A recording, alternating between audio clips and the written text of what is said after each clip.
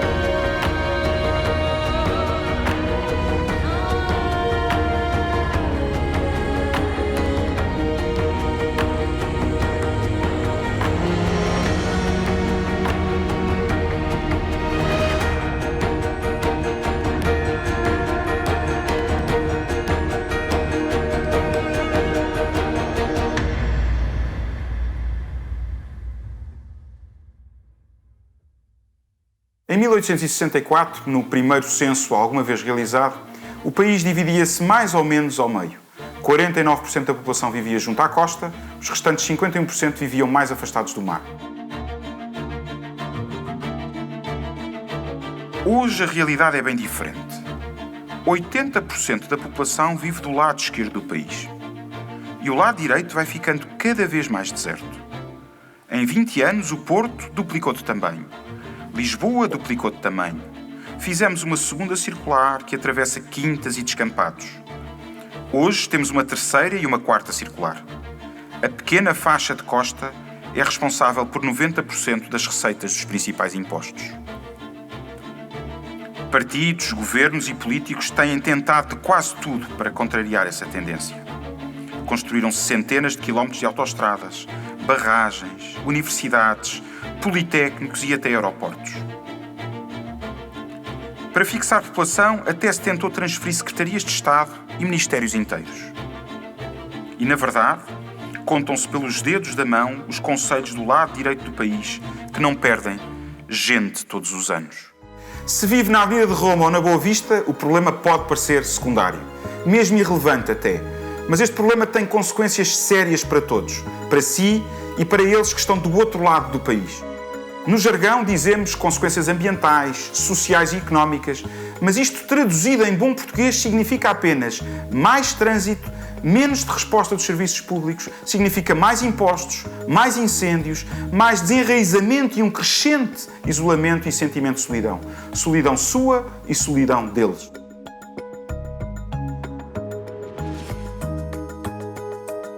Nunca na nossa história tantas pessoas deixaram o lado direito do país. Nunca na nossa história tivemos tantas pessoas a viver concentradas em tão pouca área. E isso significa o quê? Que as pessoas já não querem viver no interior do país? Fomos aos números e aos factos para tirar isto a limpo. Numa sondagem nacional, perguntámos aos portugueses se estariam dispostos a viver numa cidade do interior. Uma grande maioria dos portugueses estaria de facto disponível para tomar essa decisão. Verificámos igualmente que se pagássemos mais 1.000 euros, essa percentagem aumentava. Reduzir impostos não é a solução. Também perguntámos se a opção fosse uma cidade tão atrativa como Paris ou Londres.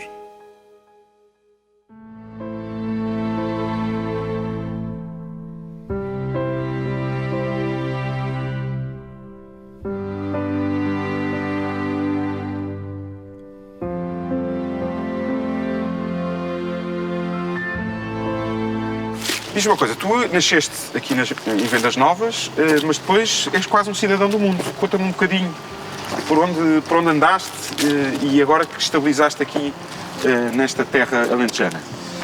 Então, Miguel, eu nasci aqui em Vendas Novas, nasci precisamente no Hospital Dr. Custódio Cabeça, que infelizmente hoje já não está em atividade.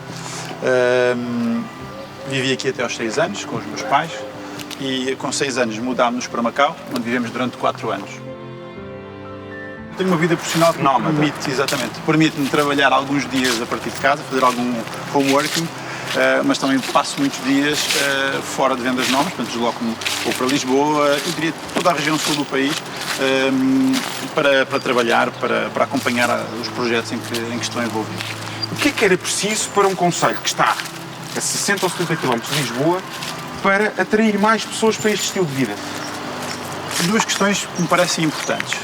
Primeiro, melhorar realmente a questão das acessibilidades, portanto, seja ela com maiores frequências em termos de autocarros e de comboios para Lisboa, que me parece que seria um fator importante para quem tem que fazer a deslocação.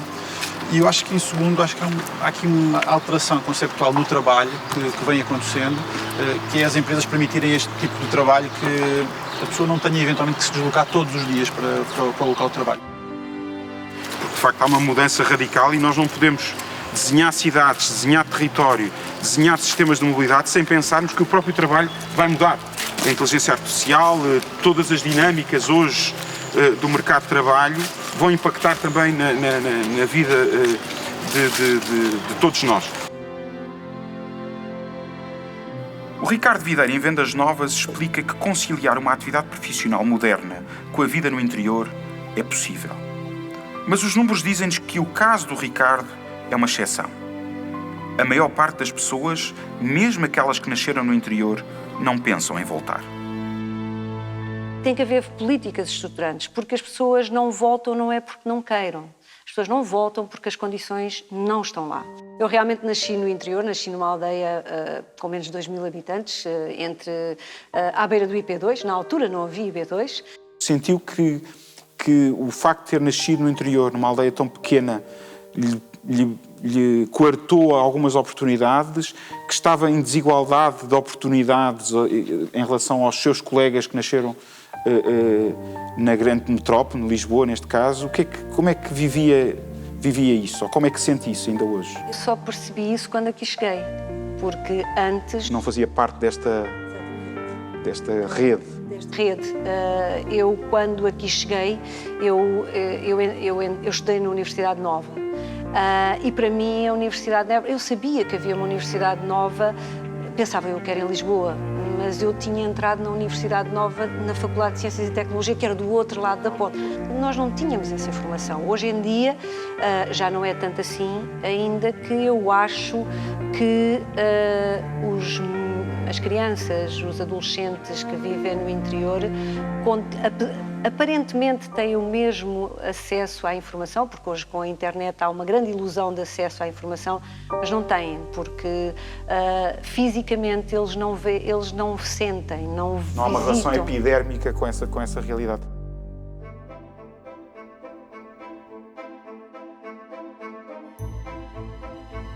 Bem, estamos aqui no topo de Portugal continental, com um conjunto de amigos que vieram até aqui para falarmos um bocadinho do que foi o vosso percurso de vida e o que é que vos trouxe ao nosso país.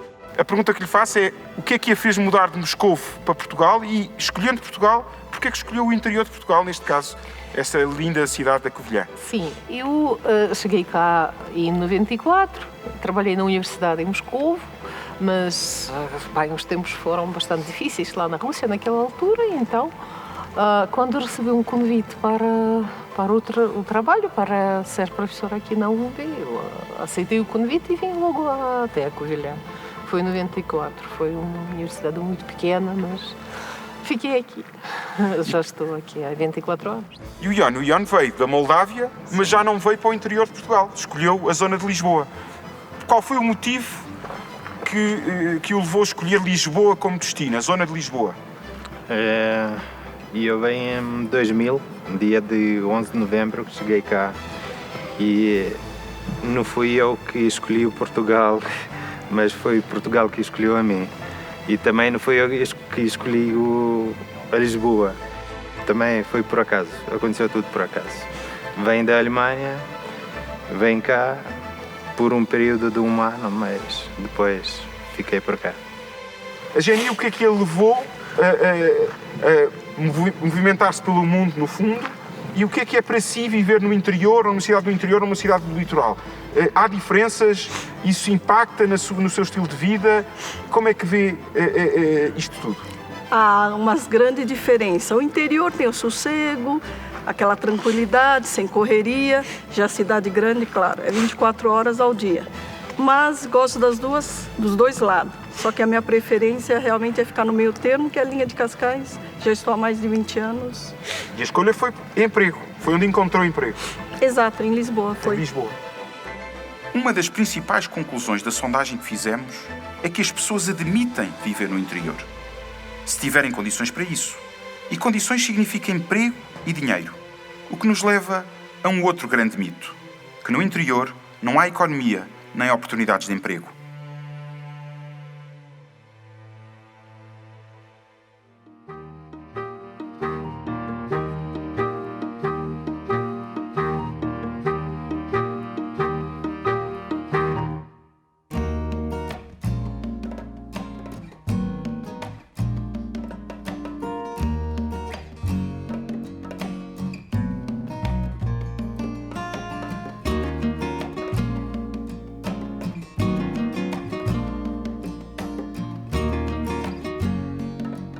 Alexandre, estamos aqui na herdade de São Miguel, uma herdade que produz vinho.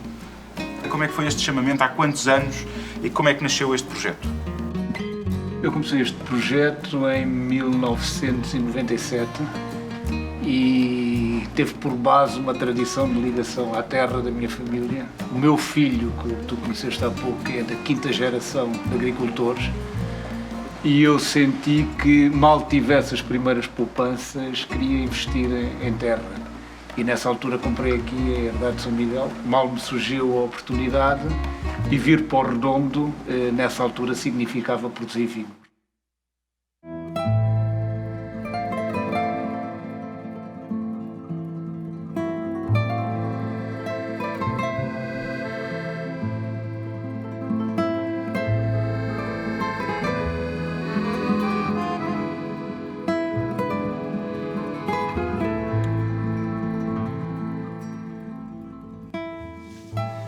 Tiago, um sítio fantástico que tu tens aqui.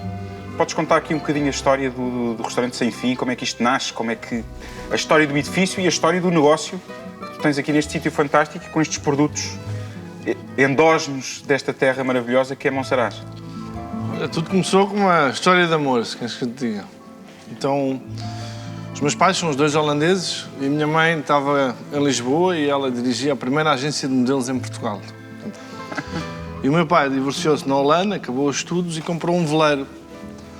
Então fez de veleiro da Holanda para Lisboa e, por coincidência, o meu tio embarcou com ele. E chegaram a Lisboa, claro, o meu tio disse: temos que ir jantar com a minha irmã. E assim foi. E apaixonaram-se. E depois, pronto, o meu pai acabou por vender o barco. Eu fui feito nesse barco, aliás. O meu pai vendeu o barco e comprou uma pequena quinta aqui ao lado, aqui no Telhado.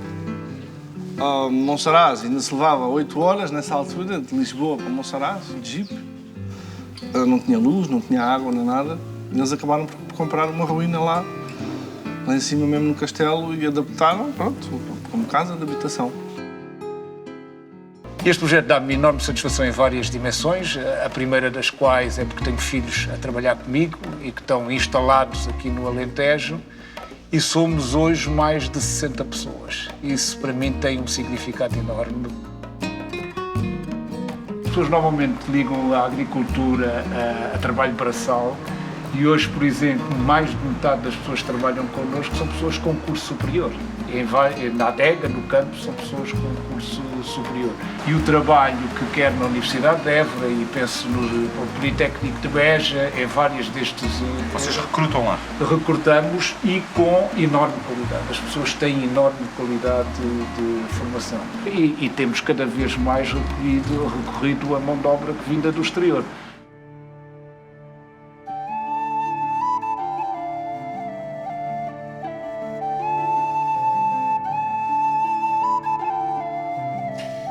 Hoje temos aqui nesta tertúlia o Miguel, que vive no Estoril, está baseado no Estoril, 5 filhos. É verdade. Mas a fonte de rendimento familiar vem daqui do Alentejo. Quantos postos de trabalho tu conseguiste criar? Eu tenho, neste momento, 2 postos de trabalho. O meu e de outro funcionário meu. E chega? E chega e sobra. Ou seja, tentei fazer o máximo possível de automatismo na propriedade exatamente para poder ser fácil a uma pessoa conseguir tratar de tudo. E o automatismo vem, pelo menos na minha área de negócio, que por exemplo, consigo ter as câmaras a filmar as vacas, os parques dos animais, tudo. Eu cheguei a estar em Israel a tentar vender animais e a mostrar as vacas em direto em Portugal. Ou seja, as novas tecnologias vêm dar uma ajuda ao negócio inacreditável. Fantástico. E tu, Tiago?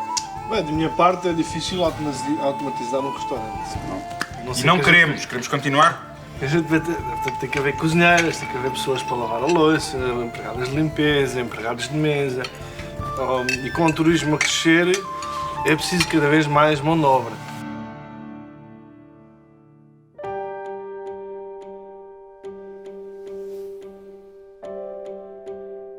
Sr. Presidente da Câmara Municipal de Bragança, muito obrigado por nos receber neste edifício absolutamente fantástico, o Teatro Municipal de Bragança, no 3º maior município do país, talvez a capital distrito mais interior, no interior mais interior de Portugal, e num périplo que estamos a fazer de norte a sul para discutir este problema do interior. A primeira pergunta que lhe faço é: quais são os grandes desafios que uma capital distrito como Bragança tem para combater este mal da interioridade? Vou começar por lhe dizer que Bragança não será tão interior, porque se olharmos à geografia europeia, estamos muito mais próximos da Europa do que está, por exemplo, Lisboa. De qualquer forma, temos problemas, como é evidente, e esses sim decorrentes da interioridade, que têm a ver muito com o processo de despovoamento do território, com a necessidade de fixação de pessoas nos nossos territórios e, obviamente, também com a capacidade de desenvolver economicamente o nosso território. Os territórios se desenvolvem através de movimentos endógenos, dos seus produtos autóctonos, mas também com movimentos exógenos de investimento externo.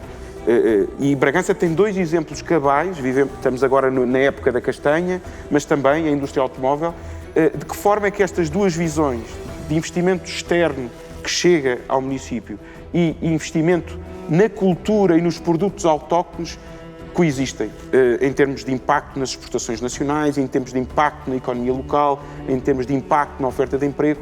O que é que nos pode dizer sobre isso? Bom, Bragança ultimamente tem vindo a ser um concelho que tem tido a capacidade de atrair investimento para o território.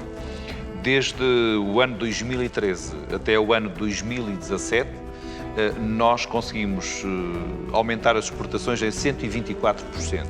Estamos a falar de um montante de 699 milhões de euros relativos ao ano 2016, fruto da grande capacidade de atração desse mesmo investimento e, ao mesmo tempo, da criação de novos postos de trabalho. Entre o ano 2013 e 2017, nós estimamos termos criado 1000 novos postos de trabalho no território. Falamos aqui, essencialmente, num produto que é apelidado hoje o ouro de Trás-os-Montes, que é a castanha, e que tem aqui um volume de negócio ao longo de 1 mês e meio, 2 meses, de cerca de 100 milhões de euros. Portanto, digamos que é um produto extremamente valioso para a economia local.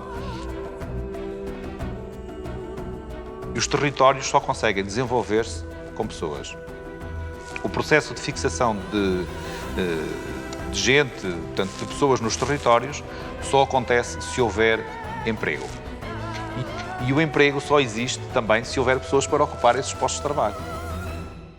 As pessoas cada vez viveram mais em cidades e convinha que Portugal tivesse uma rede de cidades médias e não tivesse só grandes áreas metropolitanas, mas depois é preciso perceber como é que se vai criar riqueza ou não diversificar completamente esses meios rurais.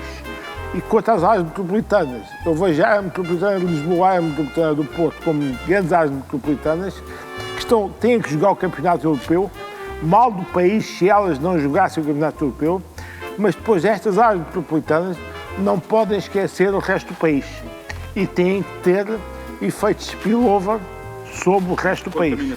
Uma contaminação positiva do resto do país.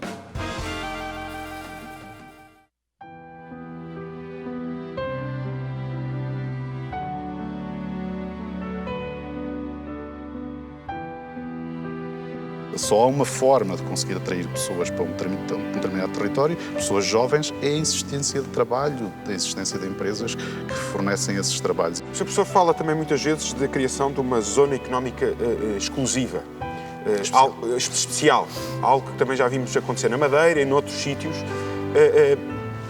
Esta especificamente para a região da Beira Interior, o que é que podia ser o fator diferenciador para essa zona económica?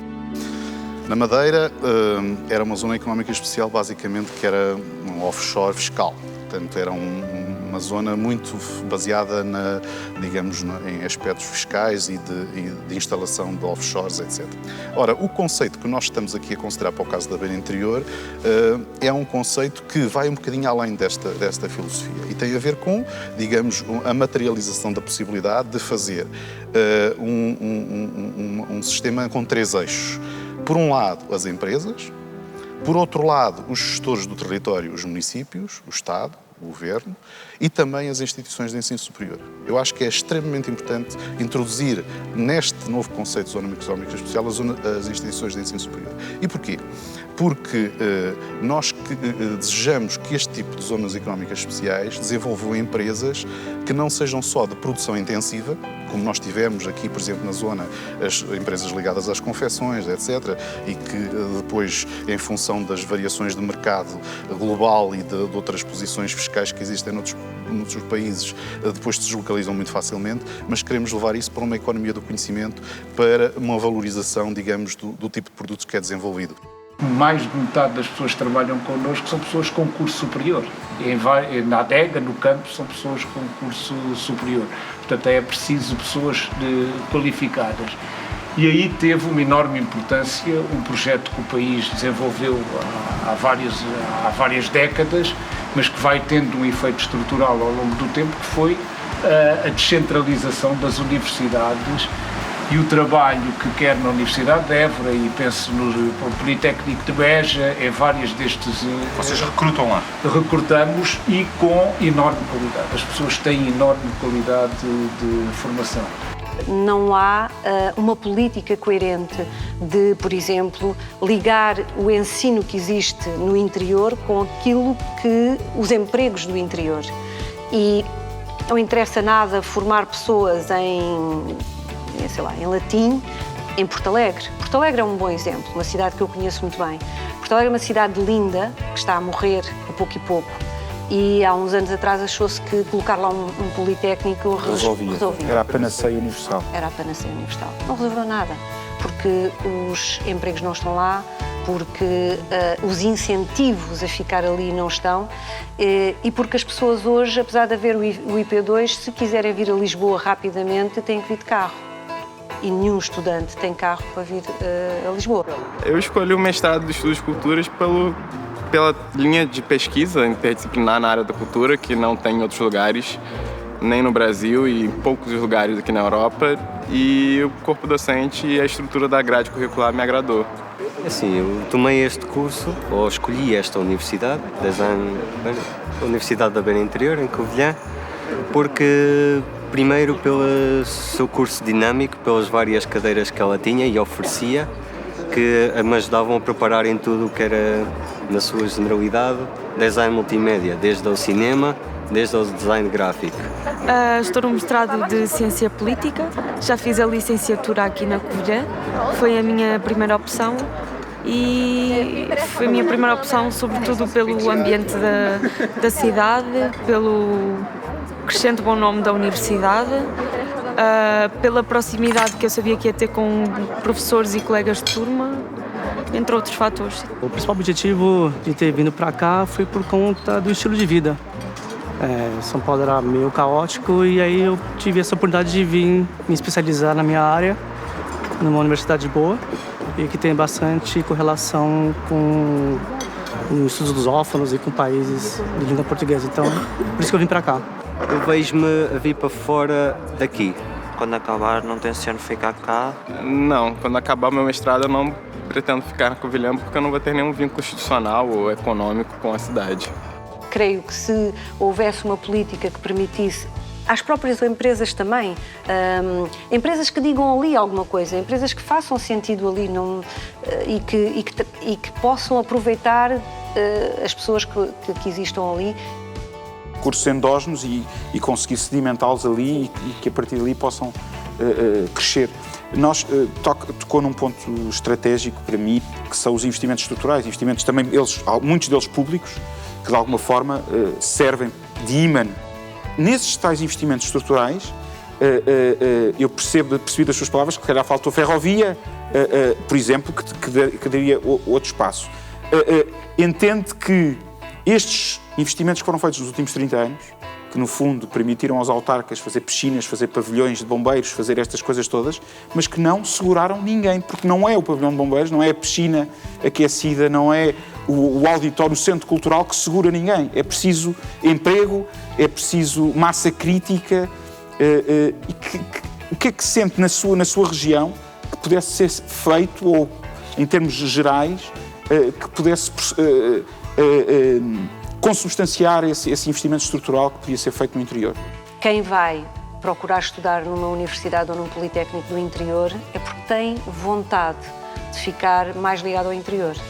E isso faria todo o sentido que conseguissem, inclusivamente, que as empresas apoiassem esses cursos, que apoiassem esses investimentos, para que as próprias empresas se sentissem parte desse projeto.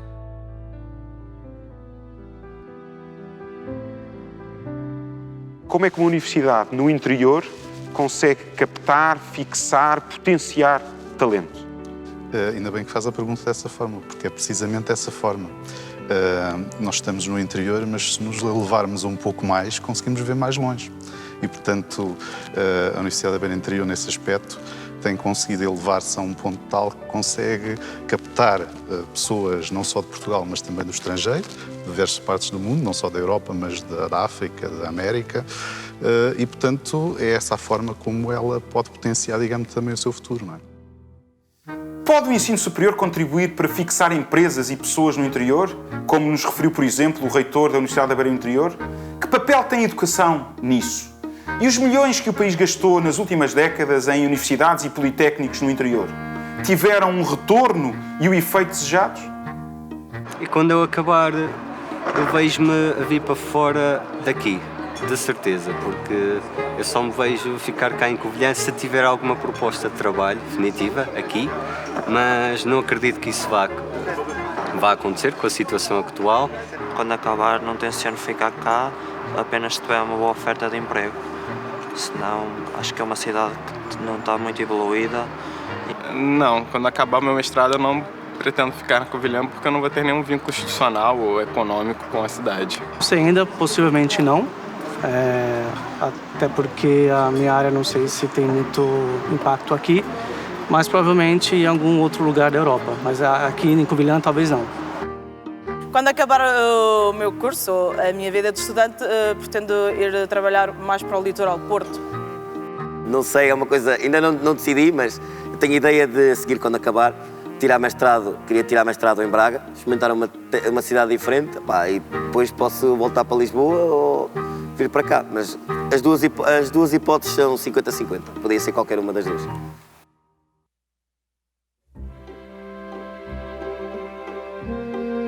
Temos uma boa capacidade de também atrair as pessoas por via dos vários equipamentos que existem em Bragança, nomeadamente na parte edificada, seja ao nível do património religioso, que é muito rico, seja também ao nível daquilo que tem a ver com novas capacidades de atração, e falo aqui de museus, de equipamentos culturais. Eu recordo que Bragança hoje tem 9 museus. É algo que vale a pena registar numa cidade de pequena, média dimensão como é Bragança, termos esta capacidade de oferta para o turismo cultural. À medida que avançamos para o interior do nosso país, encontramos cada vez menos gente. Chegados à Espanha, a realidade é bem diferente.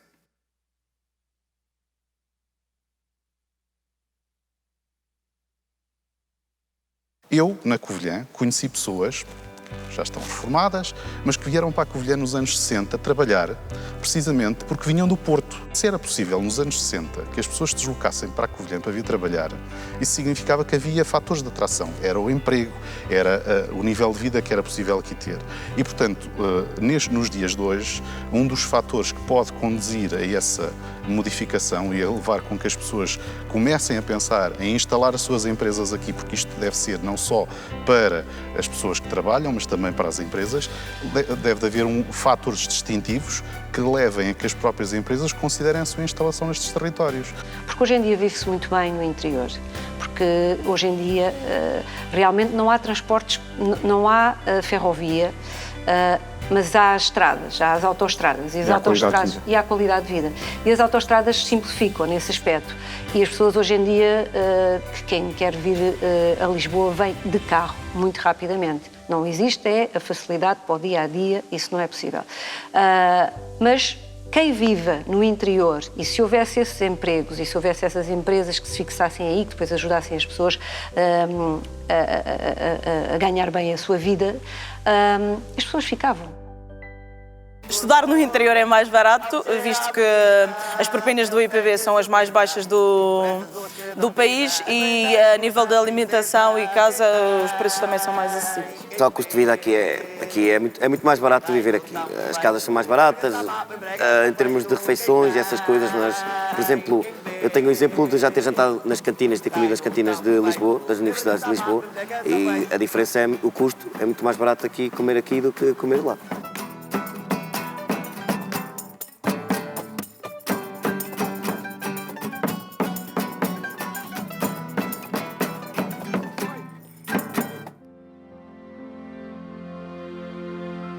Tens uma criança com menos de 1 ano de idade, existe oferta do pré-escolar aqui, porque é um problema. Falamos do inverno demográfico do país, não existe oferta pública de pré-escolar e é sempre um drama para as famílias, quando não existem os avós, quando não existe outro apoio familiar. Existe oferta de pré-escolar aqui em Vendas Novas? Como é que essa oferta é de alguma forma materializada? Existe essa oferta. Ela tem muita qualidade, aquela que existe. Ao que sei, em alguns momentos a procura excede a oferta, portanto existe falta de oferta. Porém, eu tive a felicidade de os meus filhos, os dois, terem tido acesso a uma IPSS que é da Santa Casa da Misericórdia de Vendas Novas, existem outras, e que têm um serviço excelente, com um custo bastante controlado. E felizmente também conhecemos as educadoras, há toda esta proximidade que as cidades pequenas nos permitem. Outra família alargada, além daquela que falámos há pouco. Às vezes basta me lembrar que ontem fui ao supermercado e a educadora do meu filho também lá estava. E há sempre aquele comentário simples sobre como é que foi a semana, coisas simples, mas que fazem parte.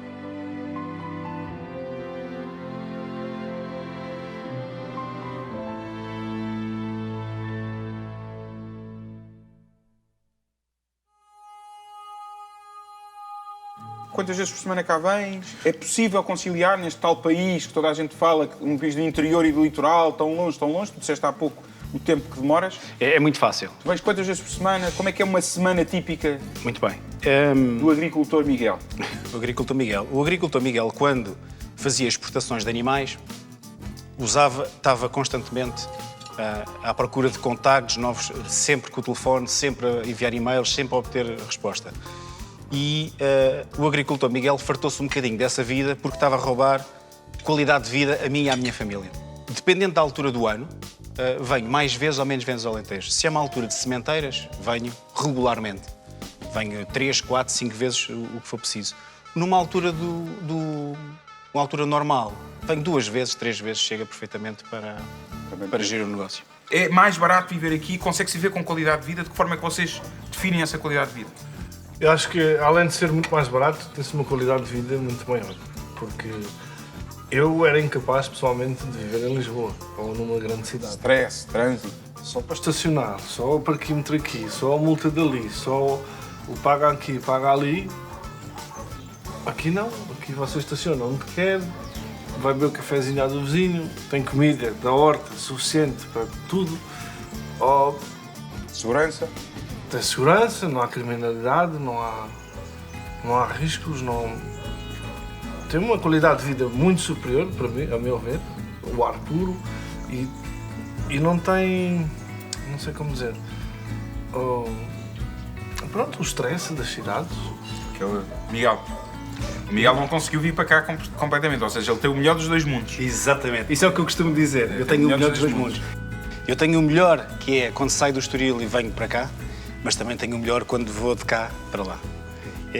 Eu não consigo, quer dizer, a pessoa habitua-se a viver onde vive e dificilmente muda.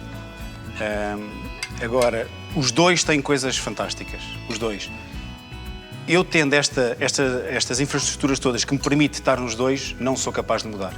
E além disso tenho toda a base familiar, do meu lado, do lado da minha mulher, dos miúdos, tudo está lá. Ou seja, muito difícil para mim viver para cá.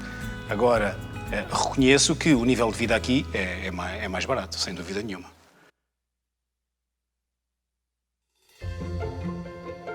Estamos aqui no início do IC19, em Sintra, para perceber qual é o impacto em custo, em tempo e, mais importante, em qualidade de vida de uma família que todos os dias se desloca desta região da área metropolitana até ao centro da cidade.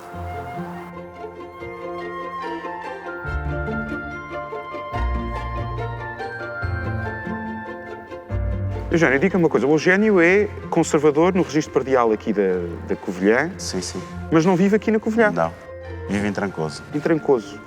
E como é que é viver em Trancoso, também no interior, ainda mais interior? Mais interior. E vir trabalhar todos os dias para aqui, o que é que isso representa na sua vida? Estamos agora a entrar aqui no IC19. E vamos perceber o volume de tráfego que diariamente percorre este percurso entre Sintra e o centro de Lisboa e como é que esta artéria tão central não está preparada para o volume de tráfego que diariamente a atravessa. É bastante complicado, não é? Além de ter que... demora 1 hora a viagem, não é? Além da viagem, temos os custos associados a essa viagem, porque tenho que vir pelas autoestradas que existem, não é?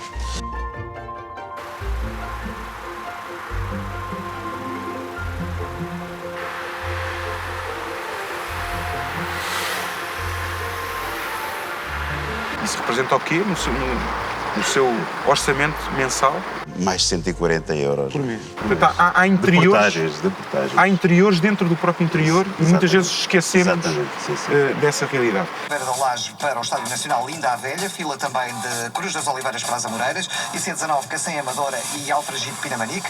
Na Cril há acidente agora junto ao Nó da Pontinha, há paragens desde o Olival de Basto, há também dificuldades na segunda circular nos dois sentidos e no eixo norte-sul também devido a acidente, trânsito demorado desde a Ameixoeira em direção às Laranjeiras. O Alentejo não é assim tão longe. Eu demoro do Estoril a Arraiolos cerca de 1h30. O mesmo que familiares meus que vivem no Estoril e que trabalham em Lisboa, se irem de casa às 7h15, vão demorar ao mesmo tempo. Eu só tenho que sair um bocadinho antes. Chegámos à Radial de Benfica, 15 km, 50 minutos.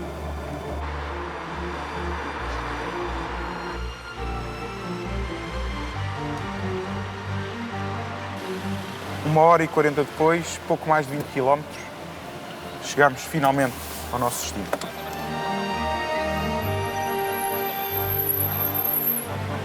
No interior há menos oportunidades de emprego, mas os ordenados pouco variam. O que varia mesmo é tudo o que se pode comprar com o mesmo orçamento. E nesse sentido, o interior está cada vez mais competitivo.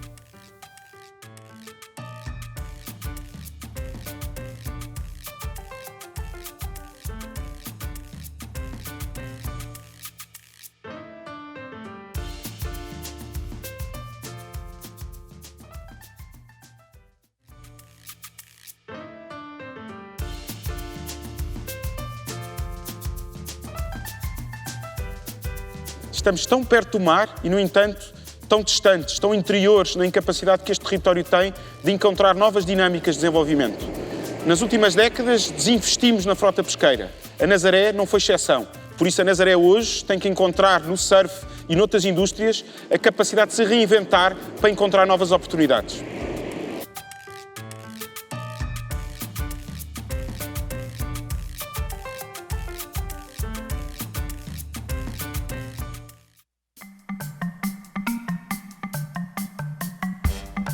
Catarina, estamos aqui num sítio absolutamente fantástico, que é a Embaixada. Tu és, de alguma forma, a força motriz de todo este projeto que revolucionou o Príncipe Real. Consegues contar em 2 minutos aquilo que aconteceu e este processo de transformação? Como é que surgiu esta ideia? Como é que conseguiste materializá-la para chegarmos ao dia de hoje com este dinamismo, com este cosmopolitismo, com esta força que nós vemos hoje no Príncipe Real? Bom, começou a ideia por trás de tudo isto, não é minha, é do meu chefe, que é o Anthony Lanier, que, casado com uma portuguesa, decidiu investir no Príncipe Real. E tinha uma ideia mais ou menos louca de comprar uma série de edifícios uns ao lado dos outros, num conjunto que acabaram por ser 20 edifícios, aliás, agora já é um pouco mais. Sabíamos que era necessário reabilitar esta zona, mas que o processo de licenciamento ia demorar bastante tempo e usámos um pouco o modelo que havia nos Estados Unidos. A ideia foi fazer o que era possível ocupar, ocupámos. Investimos pouco, porque a ideia era fazer uma reabilitação integral rapidamente, ou tão rapidamente quanto possível, mas imediatamente começar a ocupar estes imóveis. Hoje, quantas pessoas é que este movimento, quantos postos de trabalho gerou? Tens esses números? Não tenho, mas posso fazer uma estimativa. Aqui na Embaixada, por exemplo, só neste edifício, nós temos cerca de 20 lojas e eu diria, lojas e 2 restaurantes, eu diria que trabalham aqui mais de 100 pessoas. Claro. Têm de trabalhar. Isto replicado por dezenas de edifícios e depois dinâmicas que acontecem também fora da vossa empresa, ou não? Claro. Vocês contaminaram positivamente o bairro e contaminaram os bairros limítrofes e outras empresas estão também a investir e essa dinâmica acontece. Quem pagava mais no Príncipe Real no início eram lojas dos chineses. E vocês, mas pagavam muito mais. E vocês recusaram? Obviamente. Não queriam, não fazia sentido no vosso projeto? Porque sabíamos que, sim senhor, íamos ganhar até... Imagina, estou a dar por hipótese, nem estou a dizer que os números são os reais. Imagina que as rendas no Príncipe Real num resto de chão estavam a 15 ou 17 euros o metro quadrado. E uma loja do chinês oferecia-te 25 ou 30. Mas ia ficar por ali e não havia mais nada à volta, ia queimar à volta. Bom, eu acho que é muito difícil replicar exatamente este modelo. Estávamos a falar de... É preciso uma massa crítica, densidade, ter aquelas pessoas, uma equipa... Uma equipa polivalente, ou minimamente polivalente, para puxar o projeto para a frente. E depois precisas de pessoas, precisas de clientes, não é? E depois precisas de pessoas e de clientes.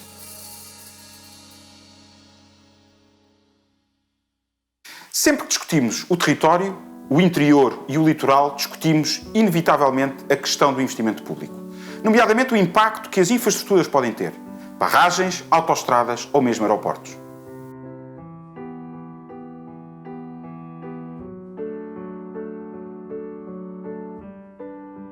Esta infraestrutura, sem as suas ligações rodo- e ferroviárias, como bem dizes, e aqui estou a pôr a tónica no aeroporto, mas mesmo que não houvesse aeroporto, uma capital-distrito necessita, para todas as suas componentes, económica, cultural, social, de ter acessos, porque os acessos são justamente aquilo que nos permite trazer e levar tudo, as influências, mas também as mercadorias, as pessoas, os doentes que têm de ir para hospitais, a indústria, aquilo que serve as matérias-primas para a fazer e depois do produto acabado. Ou seja, Beja e o Baixo Alentejo são completamente marginalizados em termos justamente dessas estruturas rodo- e ferroviárias. Portanto, esta ilha chamada Baixo Alentejo, quando hoje em dia falamos na coesão territorial... Combate à interioridade. Tentar acabar com essa interioridade, revertê-la. Isto é uma faixa de 200 km, por amor de Deus, ou seja, do mar até à fronteira espanhola. Este interior é um interior muito relativo. Para um norte-americano ou para um russo. Um russo, o que dizer do que é dessa interioridade, não é? Portanto, ao fim e ao cabo, isto não se faz por uma questão de falta de vontade.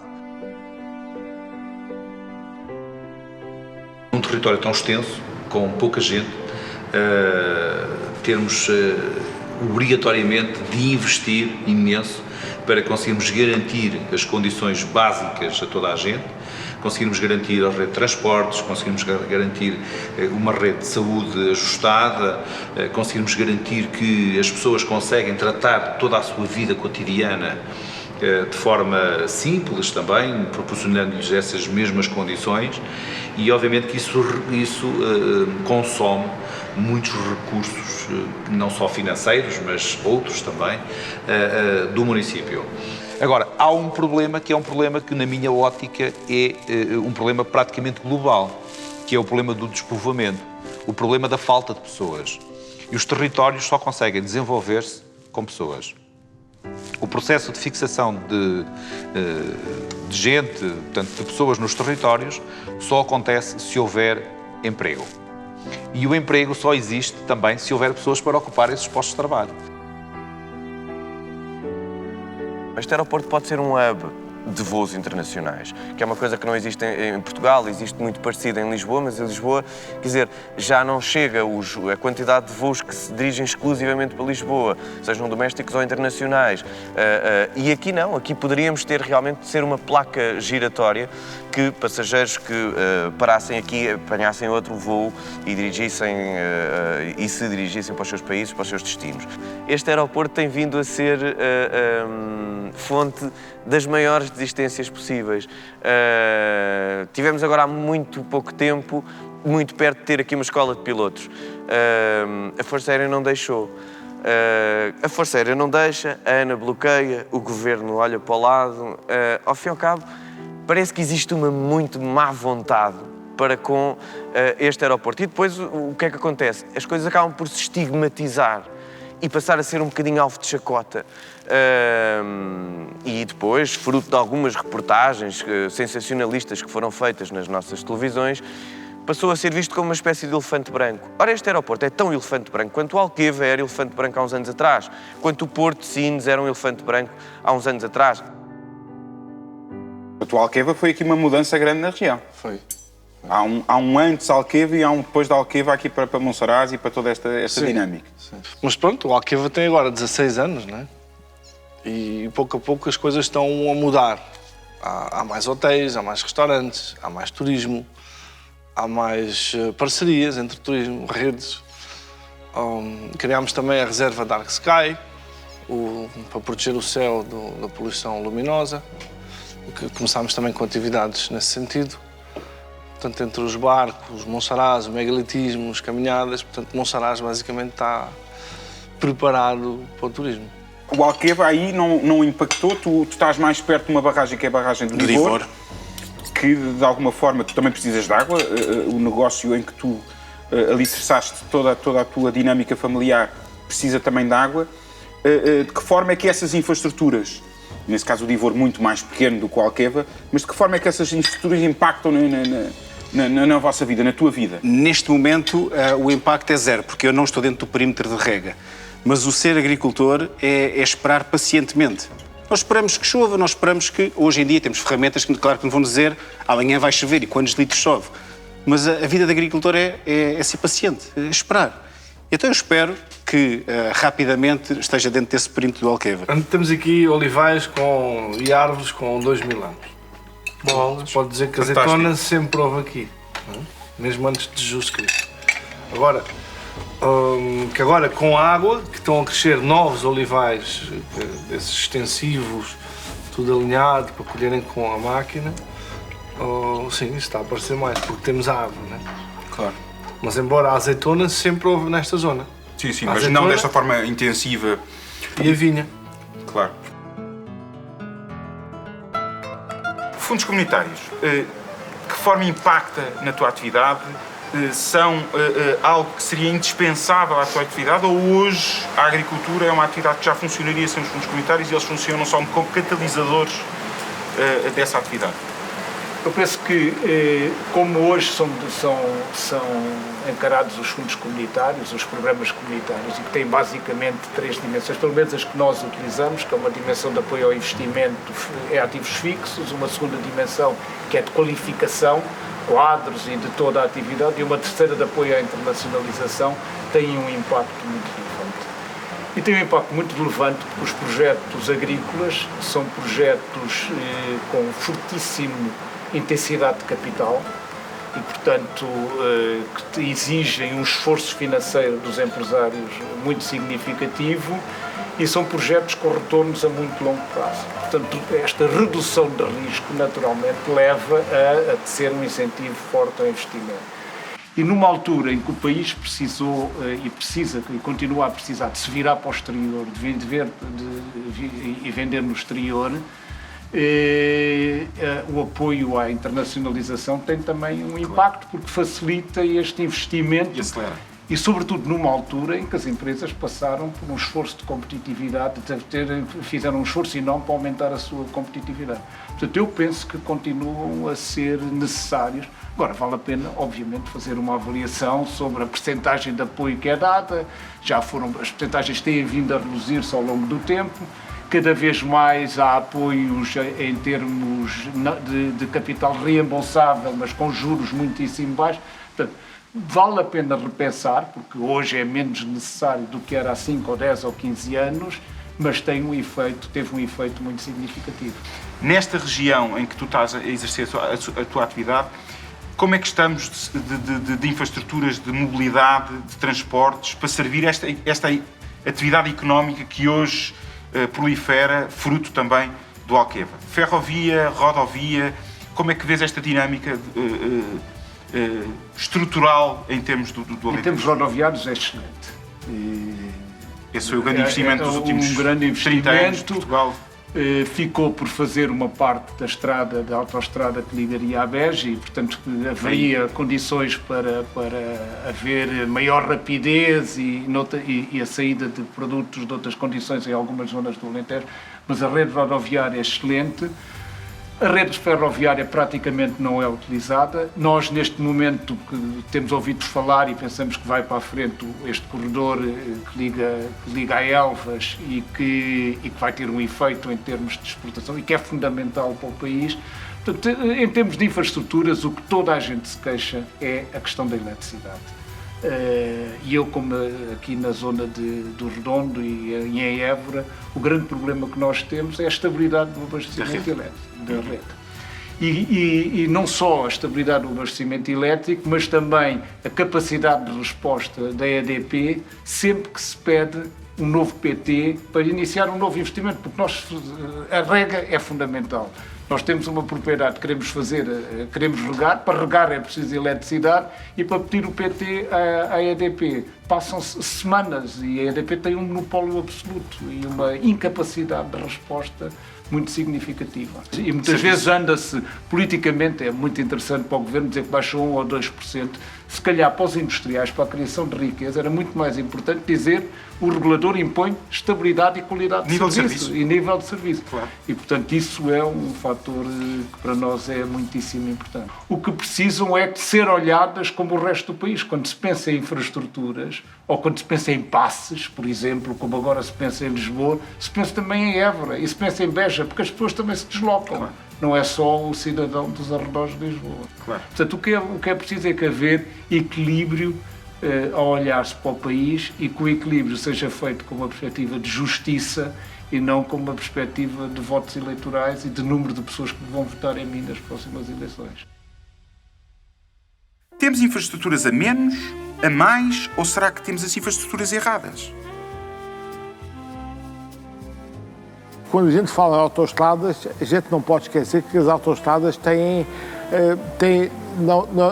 não é unidirecional. É para cá e para lá. E, portanto, quando se faz uma autoestrada pensando que chega a uma povoação ou a uma cidade e que isso facilita o desenvolvimento dessa povoação, há aqui um risco. Pode também facilitar a desertificação dessa povoação, porque a população que lá está, tendo meios de comunicação mais rápidos, sai e vem trabalhar para outros sítios.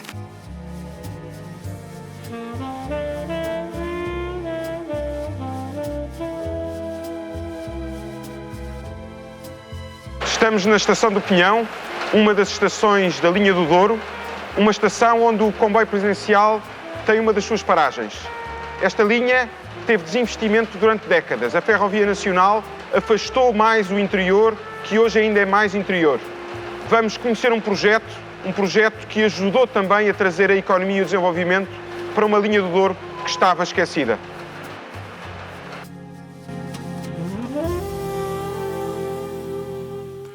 O país preferiu investir em autoestradas em vez de investir em comboios. E há poucos casos de sucesso na ferrovia. Este é um deles.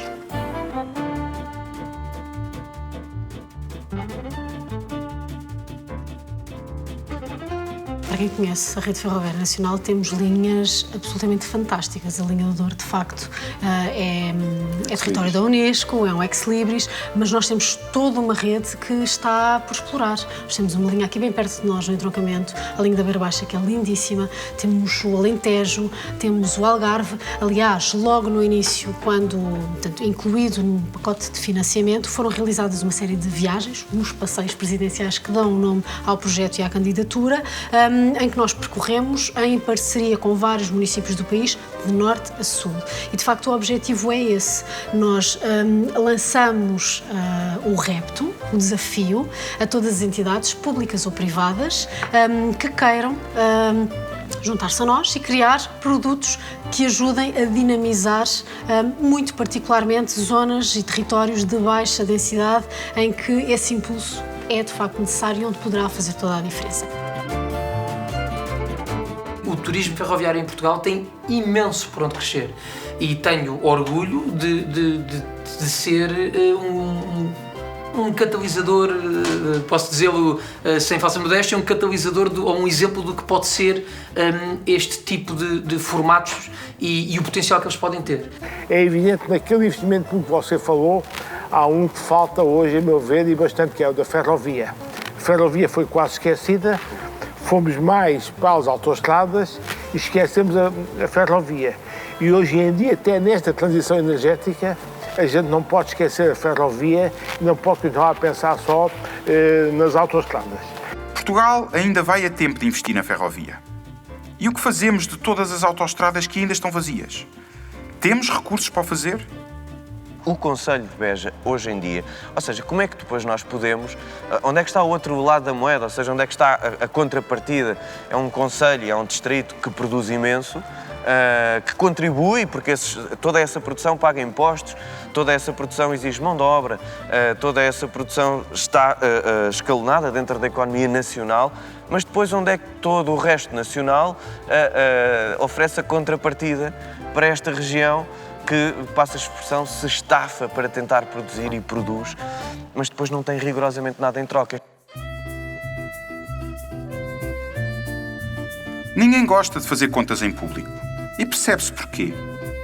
Os distritos do litoral são responsáveis por 90,4% do dinheiro gerado pelos principais impostos. E embora não existam dados consolidados, a nível distrital ou municipal, sobre a forma como o dinheiro dos impostos é gasto, é seguro assumir que nos distritos do interior é aplicada mais do 9,6% da despesa pública. Só os distritos de Lisboa e do Porto são responsáveis por 50,2% da receita dos principais impostos. Como é que é gerir um território que, segundo sei, o último cadastro data da primeira metade do século XX e, portanto, o território não tem um cadastro novo, não sabemos a quantas andamos desde a primeira metade do século XX. Complicado, porque a maior parte do território do interior nem sequer está registado. Os prédios não estão registados. E depois não há qualquer ligação entre o cadastro e o registro que fazemos nas conservatórias. Porque as áreas dos prédios, a composição dos prédios, etc., é feita com base na declaração que os antigos fizeram nos serviços de finanças. O que acontece é que as pessoas também, para pagarem menos de contribuição, da antiga contribuição, declaravam sempre umas áreas inferiores à realidade. Portanto, os prédios que temos na conservatória não têm nada a ver com a realidade. As áreas dos mesmos não têm nada a ver. Portanto, nós diariamente temos problemas com as áreas dos prédios. E depois, mesmo aquilo que estamos a fazer hoje, muitas vezes não coincide com a realidade. Porque não se baseia num cadastro, num mapa elaborado por técnicos especializados.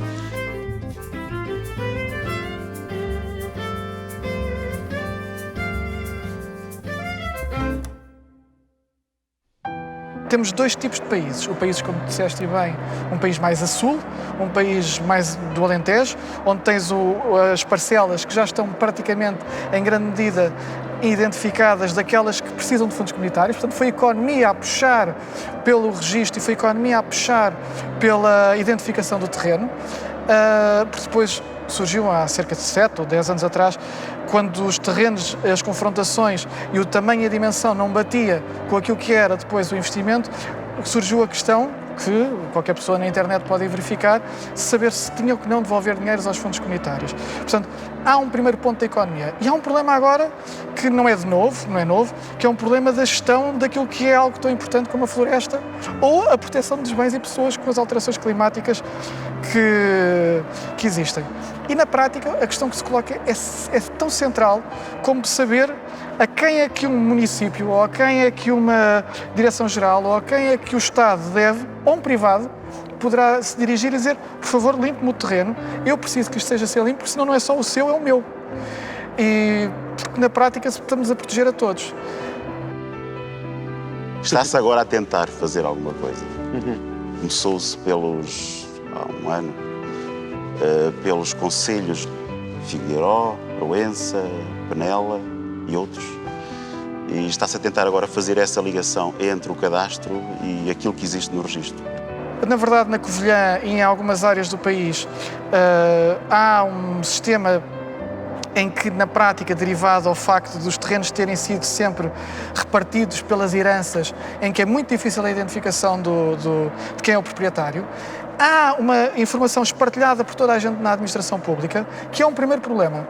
Ou seja, muitas entidades poderão ter essa informação. À cabeça da administração tributária, o Instituto de Cadastro, desde na área da agricultura, os institutos que trabalham nisto e que trabalham na ligação com a União Europeia por causa dos fundos. Temos a Direção-Geral de Florestas. Temos também entidades extraordinárias que são entidades reguladoras que, por exemplo, a ANACOM, as estradas de Portugal, agora as infraestruturas de Portugal. Portanto, essa informação era preciso e é preciso estruturar. Centralizar, está completamente centralizar. Eu se calhar diria, espartilhada e concordo, descentralizada. mas se calhar faria isto de uma forma com interoperabilidade, ou seja, o que é que isto quer dizer, este jargão, que agora toda a gente usa jargões extraordinários, que é blockchain, interoperabilidade, que são importantes, têm que ser aplicados na prática. Quer dizer assim, eu não preciso da informação, de retirar a informação de um sítio para o outro. Eu preciso de organizar a informação toda num único sítio, de maneira a que o cidadão, quando olhe, consiga dizer, epá, eu... mesmo que eu ainda não tenha sido feito o registro, que é aquilo que o conservador te disse na Covilhã, pelo menos tenho uma ideia de quem é que é o proprietário daquele terreno. E a partir daqui, seja qual for a entidade que precise, pública ou privada, consegue, em vez de estar numa lógica de 50 ou 100 pessoas, podes reduzir para um conjunto muito mais pequeno de pessoas que possam fazer isto. Isto é essencial para o território. Claro.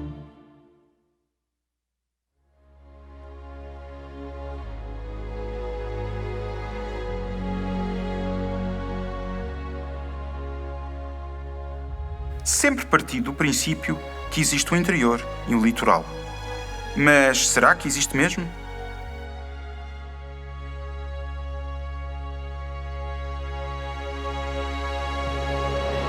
Tiago, depois daquele repasto fantástico naquele teu restaurante, estamos agora a bordo numa das tuas embarcações, de um veleiro clássico holandês. Vou fazer a mesma pergunta aos dois. O que é para vocês viver no interior? Para mim é a melhor coisa do mundo. O que é para si interior? Miguel, interior não é estar longe do litoral, até porque há muitas e muitas terras e aldeias e vilas que são litoral e que são muito interior. Nós temos hoje em dia locais do interior que se calhar estão mais perto do mercado europeu que os tradicionais locais do litoral. É um espaço de oportunidade, de gente trabalhadora, de gente afável e com capacidade de dar o melhor contributo para o desenvolvimento do país. Eu acho que não está diretamente relacionado com a distância ao mar. Eu vejo mais como um isolamento quase cultural. Vais encontrar alguns bairros em Lisboa, se calhar, que são muito interiores. Tens comunidades que estão muito fechadas sobre si próprias, que são guetos. Isso para mim é interior também. Não é fácil definir, dizia-me um grande empresário açoriano, dizer assim, interior sou eu aqui nos Açores, que estou a 3 dias de barco de mandar os meus produtos para a capital, que tenho que fazer a assemblagem de todos os produtos que eu produzo aqui nos Açores durante 2 dias para preparar, para se remeter por barco. Vocês estão a 6 horas, 8 horas de Madrid, que tem 6 milhões de habitantes. Os portugueses consideram que existe um interior e um litoral, mesmo que o país seja apenas uma pequena faixa de 200 km. Esta noção de interioridade continua a servir de desculpa para justificar a razão pela qual partes do país são menos desenvolvidas. O que não deixa de ser curioso se tivermos em conta todas as grandes cidades europeias que estão ainda mais distantes do mar do que, por exemplo, Évora. Para mim, neste momento, o interior significa casa, porque eu, de facto, vivo no interior, estou no entroncamento, não vivo no entroncamento, mas bem perto, para mim significa casa. Gonçalo, e para ti? Eu acho que o conceito de interior é completamente subjetivo. Acho que um país como Portugal tem todas as razões para se fazer um esforço consciente de reposicionar o conceito de interior e litoral. Nós, na realidade, somos um país todo ele quase literal. Não há um interior em Portugal. Qualquer país que se atravesse em 2 horas não pode ser considerado interior e litoral. Agora, sem dúvida que existe uma mentalidade do litoral e uma mentalidade do interior e que afetam várias decisões, nomeadamente onde se colocar uma empresa, onde viver. Eu prefiro dizer que não há interior, que este país é um. E para ti, Miguel? Para mim, viver no interior significa viver durante o dia no interior, mas à noite ir dormir à cidade. Ou seja, é o bom de 2 mundos. É ter o campo enquanto há sol e depois ir descansar a Lisboa.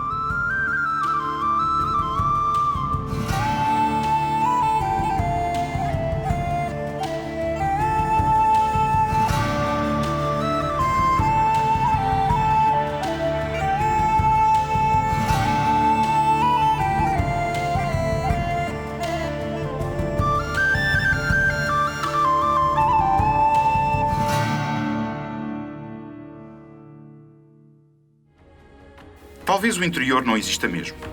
Talvez seja preconceito e coisa da nossa cabeça.